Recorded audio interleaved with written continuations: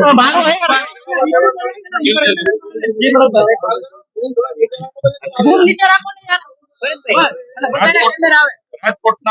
150 foot ring road ઉપર Atlantic બિલ્ડિંગમાં જે સવારે ફાયર લાગ્યું 5મા અને 6મા માળે બિલ્ડિંગમાં જેવી જાણ થઈ એટલે 10મી મિનિટે રાજકોટ કોર્પોરેશનની ફાયરની સમગ્ર ટીમ ઘટનાસ્થળે પહોંચી ગઈ હતી. તંત્રની કામગીરીના કારણે લગભગ અડધો કલાકમાં આગ કંટ્રોલમાં આવી ગઈ. ઉપર 8મા માળથી 12મા માળ સુધી લગભગ 50 થી વધારે લોકો રહીશો પસાણ હતા. એમને રાજકોટ કોર્પોરેશનની ક્રેન અને ફાયરના સાધનો દ્વારા એમને એમ બહાર કાઢવામાં આવ્યા છે. આ સમગ્ર ફાયર આજે અત્યારે કંટ્રોલમાં છે. અમારી કોર્પોરેશનના ડેપ્યુટી મેયર, ફાયર સમિતિના ચેરમેન, કોર્પોરેશનના કોર્પોરેટરો અને આખી ટીમ ઘટના સ્થળે અધિકારીઓ સાથે અહીંયા જ છે. અત્યારે આગ 100% કંટ્રોલમાં આવી ગઈ છે. લગભગ 3 જેટલા લોકોને આગના કારણે ગુંગળામણ કે શરીરમાં તકલીફો થઈ છે. એ રાજકોટ સિવિલ હોસ્પિટલમાં સારવાર નીચે છે. એમની તબિયત સિવિલના રિપોર્ટ અધિકારીઓ તબિયતના રિપોર્ટ આપશે.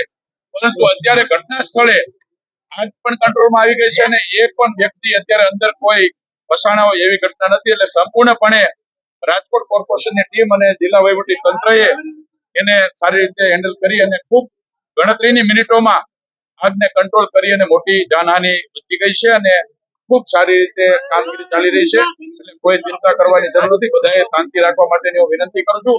આ બધા ભેગા મળીને જે કુદરતી આફત હતો એમાં આપણે સારી રીતે બહાર નીકળ્યા છીએ અને અત્યારે કોઈ પણ પ્રકારનું આગ નથી. બધી જ આગ કંટ્રોલમાં આવી ગઈ છે અને રહીશોએ પણ શાંતિ રાખવા માટેની વિનંતી.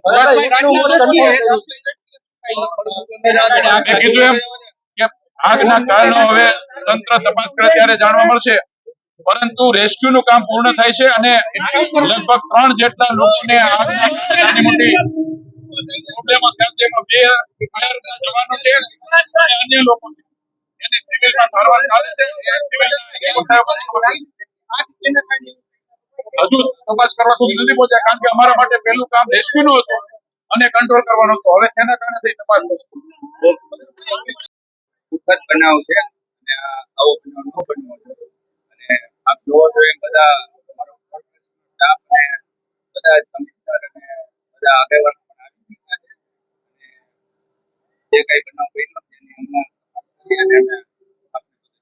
જાણવા મળ્યું નથી. આપ જોવો છો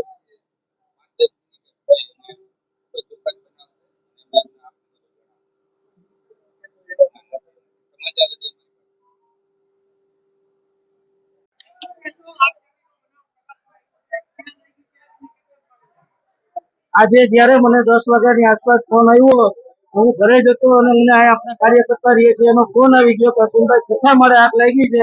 ફટાફટ ફાયર બ્રિગેડને જાણ કરી અને હું પહોંચ્યો એ પહેલા ફાયર બ્રિગેડની ગાડીઓ બે આવી ગઈ હતી અને ફટાફટ જે કઈ આગ લાગી હતી એને બુઝાવવાના તમામ પ્રયત્નો કર્યા હતા અને એ આગ બુઝાઈ ગઈ છે.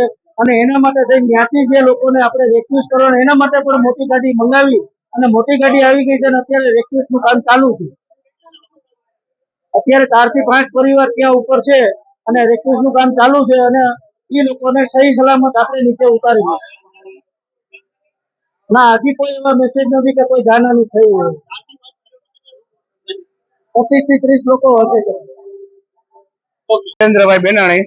જીતેન્દ્રભાઈ, શું કહેશો, શું ઘટના બની છે? અત્યારે લગભગ 10:30 ની આજુબાજુમાં અમારા એટલાન્ટિસમાં સી અને ડી બિલ્ડિંગમાં 6થા માળ ઉપરથી 5 માળમાં આગ લાગેલી છે. ભયાનક આગ છે અને ફાયર બ્રિગેડ પણ અમે 10 મિનિટમાં આવી જતું અને અત્યારે આગ ચાલુ છે બનાવવાનું. કેટલા લોકો ફસાણા છે, શું કહેશો? લગભગ 50 જણા ફસાણા છે.